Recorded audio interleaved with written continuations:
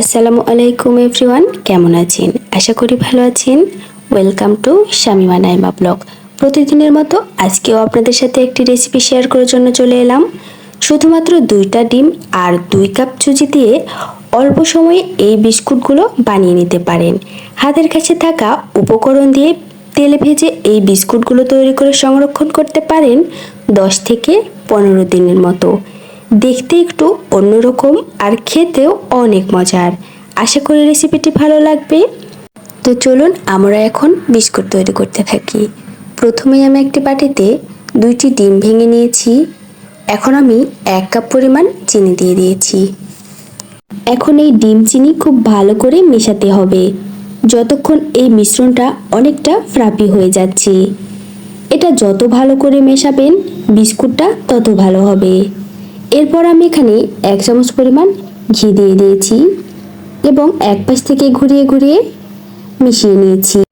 চিনিটা পুরোপুরি গলে যাবে এই অবস্থায় আমি 1 কাপ পরিমাণ সুজি দিয়ে দিয়েছি।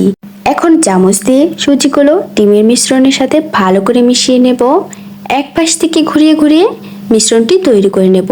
আমার মিশ্রণটি অনেক বেশি পাতলা হয়ে গিয়েছিল, এজন্য আমি 2 কাপ সুজি এখানে দিয়ে দিয়েছি। দ্বিতীয়বার যে 1 কাপ সুজি দিয়ে ভালো করে মিশিয়ে নিয়েছি সেই ভিডিওটা স্কিপ হয়ে গেছে, এই জন্য আপনাদের সুবিধার্থে আমি বলে দিলাম যে এখানে আমি 2 কাপ সুজি অ্যাড করেছি আর ঢাকনাতে রেখে দিয়েছি 10 মিনিটের মতো। 10 মিনিট পর চলে এলাম বিস্কুটগুলো তৈরি করে নিতে। মিশ্রণটা এরকম হবে, অনেক বেশি পাতলা হবে না আবার খুব বেশি ঘনত্বও হবে না।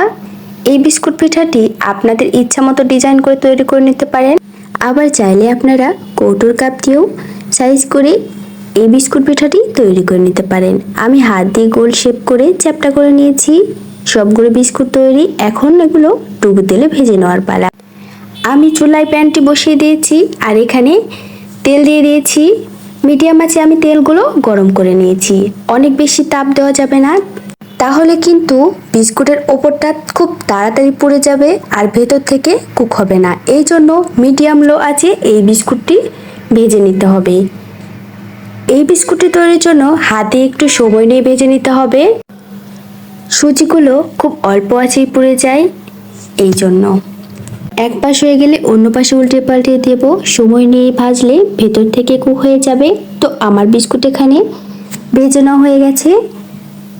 ভাজার পর দেখবেন বোঝা যাচ্ছে ওপরে মনে হচ্ছে অনেকটা দানা দানার মতো লাগছে আর খেতেও অসম্ভব মজা হয়েছে। আপনারা চাইলে এই রেসিপিটি একবার হলেও বাসায় ট্রাই করে দেখবেন। আমার বিশ্বাস আপনাদের অনেক ভালো লাগবে। তবে এই বিস্কুটটি আপনারা ছোট বাচ্চাদেরকে তৈরি করে দিতে পারেন, তারা অনেক বেশি পছন্দ করবে। আমার ভিডিওটি যদি ভালো লেগে থাকে অবশ্যই ফলো দিয়ে লাইক কমেন্ট শেয়ার করতে ভুলবেন না। আর ইউটিউব চ্যানেল থেকে দেখে থাকলে অবশ্যই সাবস্ক্রাইব করে দেবেন। সবাইকে অনেক অনেক ধন্যবাদ এতক্ষণ আমার ভিডিওটা ধৈর্য সহকারে দেখার জন্য। তো আজকে এখানেই বিদায় নিচ্ছি। সবাইকে অনেক অনেক ধন্যবাদ। আল্লাহ হাফেজ।